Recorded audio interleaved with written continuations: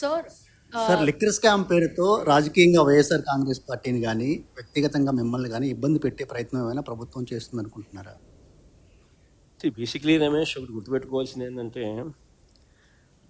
ఎవరు ఎన్ని ఇబ్బందులు పెట్టినా కూడా అల్టిమేట్లీ న్యాయం ధర్మం గెలుస్తుంది. వైఎస్ఆర్ సిపికి జగన్కు ఈ పోరాటాలు కొత్త ఏం కాదు. నన్ను అధికారంలో ఉన్న